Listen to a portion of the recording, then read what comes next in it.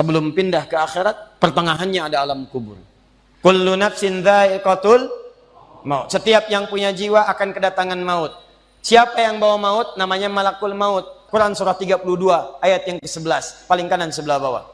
Qul yatawaffakum malakul mautil ladzi wukkila bikum. Kata Allah, katakan Muhammad kepada semua umatmu, setiap yang punya nyawa itu akan diutus malakul maut untuk mencabut nyawanya. Datang maut, makanya orang yang belum meninggal, yang belum dicabut, namanya disebut oleh Al-Quran dengan nama mayitun. Mayit, kalau ada tasdid, berarti artinya CM, calon meninggal. Engkau mayit, mereka pun mayit. Engkau akan wafat, mereka pun wafat. Cuman Allah membedakan waktu-waktu wafatnya. Barangkali tidak sama semuanya. Kalau datang maut, maut ini mengambil nafas, diambil tasdidnya nih, ambil ke atas. Begitu diambil, qul yatawaffakum malakul mautil ladzi wukkila bikum. Kullu nafsin dha'iqatul. Ya ayyatuhan nafsul mutmainnah, sesuatu yang tenang. Mayitun, masih ada nyawa. Diambil malakul maut, jadi mayitun. Begitu pindah alam kubur, datang malakul maut, dicabut nyawanya, maka diwafatkan, ditinggalkan dunia ini. Maka orang mengatakan telah meninggal dunia. Artinya apa? Ditinggalkan dunianya. Lihat sini, fokus. Karena alam kubur beda sifatnya dengan dunia, lain tempatnya, lain keadaannya, maka lain pula bekalnya.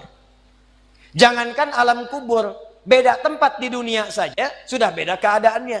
Anda orang Indonesia ingin datang ke Malaysia, kalau bekalnya tidak ada Anda bawa, tidak akan mungkin Anda bisa masuk. Apa di antara bekalnya? Ada paspor yang mesti distempel begitu masuk imigrasi.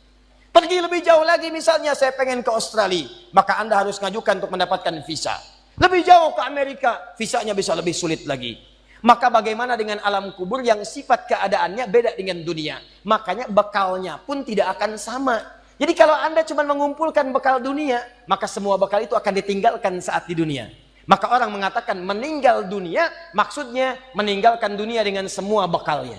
Jadi semua yang kita dapatkan di dunia, rumah yang luaskah, mobil yang mewahkah, kalau sudah meninggalkan semua alam dunia itu, maka hilanglah semua yang kita kenakan. Walaupun Anda koleksi yang bagus-bagus, tetap tidak akan pernah dibawa. Kita mesti sadar teman-teman sekalian, pertama kata Allah kita akan wafat. Jadi antum kalau melihat di cermin tuh, ngaca dulu, tunjuk wajah antum, wafat. Kamu akan wafat. Ketika Anda sadar Anda akan wafat, meninggalkan dunia ini, maka Anda mesti paham, udah punya bekal belum untuk pulang? Udah punya persiapan belum? Jangan-jangan Anda sibuk menyalakan rumah dunia Anda. Begitu padam listriknya, sibuk telepon PLN, telepon ini, telepon itu. Masuk ke alam kubur nggak ada cahaya, mau PLN mana yang dihubungi? PLN yang datang malaikat mungkar. Siapa Tuhanmu? Siapa nabimu? Apa kitabmu? PLN.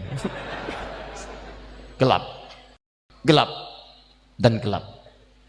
Karena itu orang-orang yang tidak siap dengan kehidupan berikutnya, maka mohon maaf, dia akan merasa ketakutan ketika meninggalkan dunia ini.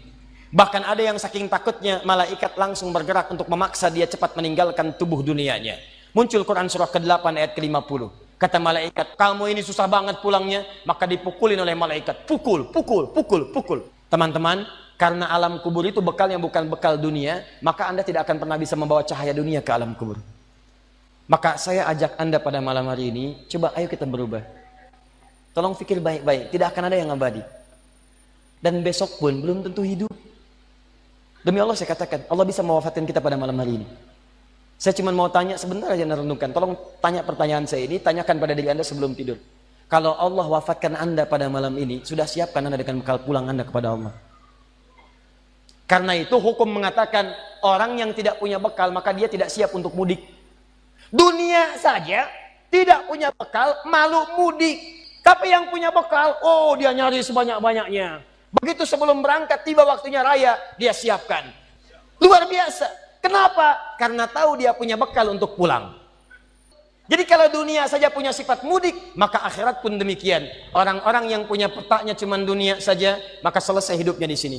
Kata Allah, nih saya berikan gambaran. Yang visinya cuma sampai sini, maka saya berikan semua kenikmatan dunianya seperti yang dia inginkan. Tapi begitu selesai ini, ditenggelamkan di alam kubur sampai kedalaman yang paling dalam.